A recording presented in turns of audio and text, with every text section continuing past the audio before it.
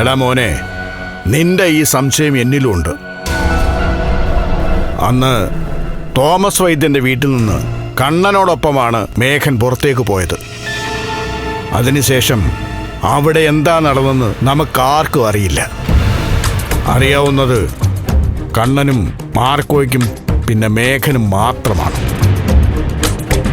മേഘനാണെങ്കിൽ ഇപ്പോൾ അതിനെപ്പറ്റിയൊന്നും പറയാൻ പറ്റാത്ത അവസ്ഥയിലാണ്. പിന്നെ കണ്ണൻ പറയുന്നത് മാത്രമേ നമുക്ക് വിശ്വസിക്കാൻ പറ്റൂ. അതാണ് നമ്മുടെ ഗതികേട്. കരുണയ്ക്കോ അമ്മയ്ക്കോ ഒക്കെ കണ്ണേട്ടനിപ്പോൾ ഭയങ്കര വിശ്വാസമാണ്. പക്ഷെ എവിടെയോ എന്തോ കുഴപ്പമുണ്ടോ അമ്മാവ? എടാ മോനെ, നിനക്കിപ്പോൾ പ്രത്യേകിച്ച് ജോലിയൊന്നുമില്ല. അതുകൊണ്ട് ഇതൊരു ജോലിയായിട്ടെടുത്തു. നിന്റെ ഉള്ളിലൊരു കരട് വീണിട്ടുണ്ടെങ്കിൽ അതെടുത്ത് കളയുന്നത് വരെ നീ കണ്ണൻ്റെ പിന്നാലെ പോകണം.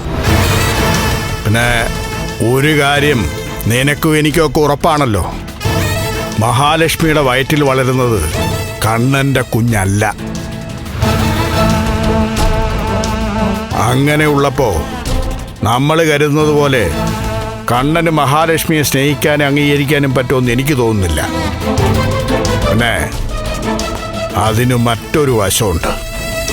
കണ്ണൻ അറിഞ്ഞിട്ടാണ് അവളുടെ വയറ്റിലൊരു കുഞ്ഞുണ്ടായെങ്കിൽ നിന്റെ സംശയത്തിന് പ്രസക്തി ഉണ്ട് മോനെ.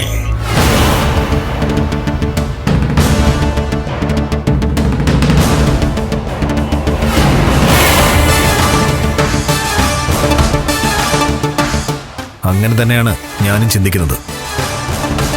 മഞ്ജു പ്രഗ്നൻ്റ് ആയിരുന്ന സമയത്ത് അമ്മ മഞ്ജുനോട് ചെയ്തൊക്കെ കണ്ണേട്ടനും ലക്ഷ്മിക്കും അറിയാം.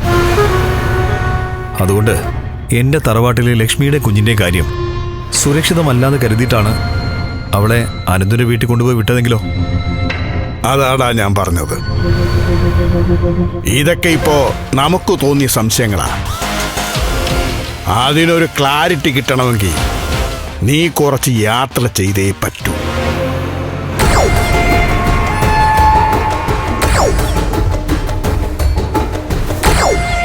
യാത്ര തുടങ്ങി കഴിഞ്ഞു അമ്മാവ. ഇങ്ങനൊരു സംശയം ഉള്ളി വെച്ചുകൊണ്ട് നടന്നാ ശരിക്കും ഉറക്കം പോലും കിട്ടില്ല. അതുകൊണ്ട് എൻ്റെ ഊഹം ശരിയായാലും തെറ്റായാലും ശരി, എനിക്ക് ഇതിനൊരു ഉത്തരം കിട്ടണം.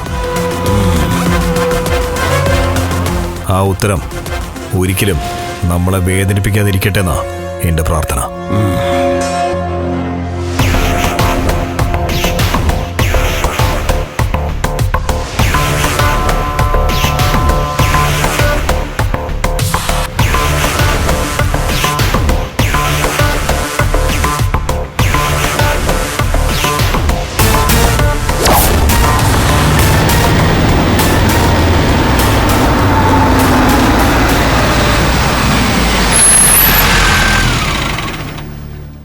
അതെ, ഇവിടെ ഇങ്ങനെ ഏത് നേരവും എൻ്റെ കാർ വരുന്നതും പോകുന്നതും അപകടമാണ്. അതുകൊണ്ട് കാർ അങ്ങ് ദൂരെ ഇട്ടാൽ മതി. പിന്നെ ആ വീൽ ചെയറിങ് എടുക്ക. ശരി, അതിനകത്തിരുന്ന് തന്നെ പോവാം ഇപ്പോൾ. ഓ ആയിക്കോട്ടെ.